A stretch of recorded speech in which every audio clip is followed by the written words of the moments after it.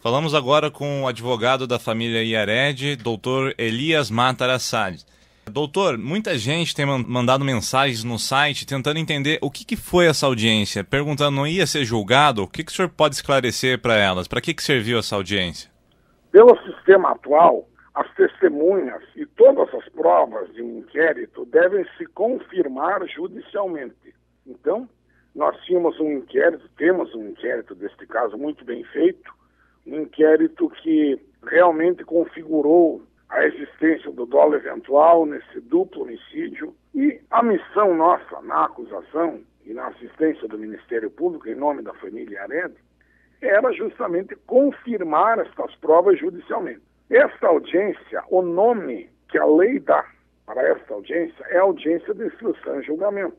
Se você imaginar um caso que tivesse, por exemplo, 3 testemunhas de acusação, outras 4 ou 5 de defesa, o processo terminaria naquele dia da audiência. Só que, neste caso, a audiência de instrução e julgamento, ela se prolonga, teve que ser adiada para uma data próxima, porque a defesa colocou muitas testemunhas. A acusação tinha também muitas testemunhas e peritos para serem ouvidos.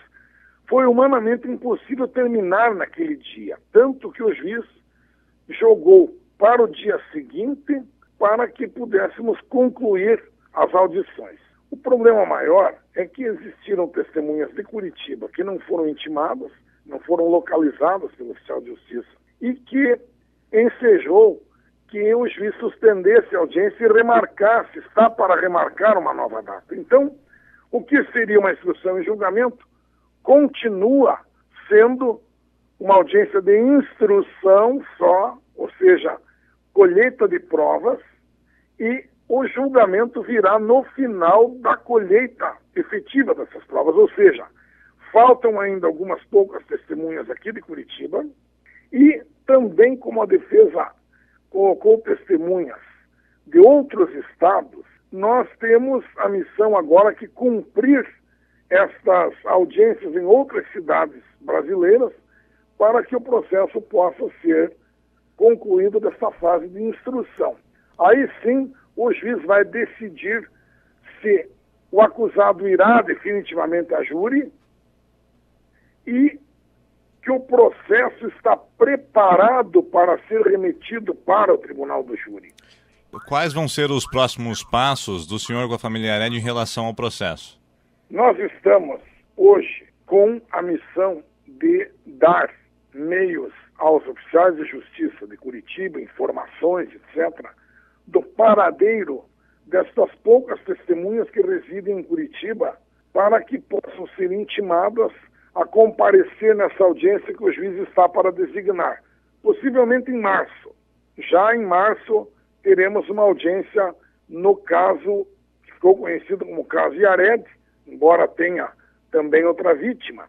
E nesse dia vamos ouvir as testemunhas. Se elas forem intimadas e não comparecerem, o juiz tem poderes legais para mandar conduzi-las, ou seja, mandará o oficial de justiça com a força pública trazê-las em juízo mesmo contra a vontade. E nesse dia, o juiz ouve essas testemunhas faltantes que moram em Curitiba e nós teremos o momento daí da arrecadação destas testemunhas de outras cidades. Chama-se carta precatória, que foram expedidas de Curitiba para estas cidades onde residem as testemunhas da defesa, para que possamos trazer de volta essas cartas cumpridas com a audição das testemunhas da defesa, para que o juiz possa declarar encerrada a instrução. Com uma observação: se o juiz entender que essas testemunhas da defesa em nada acrescentarão ao processo, que são testemunhas meramente de conduta ou abonatórias, ele poderá também declarar encerrada a instrução e já passar para a fase da decisão dele que remeterá o caso a júri, independentemente do retorno ou da audição dessas testemunhas, porque ele pode entender as necessárias, já que não presenciais.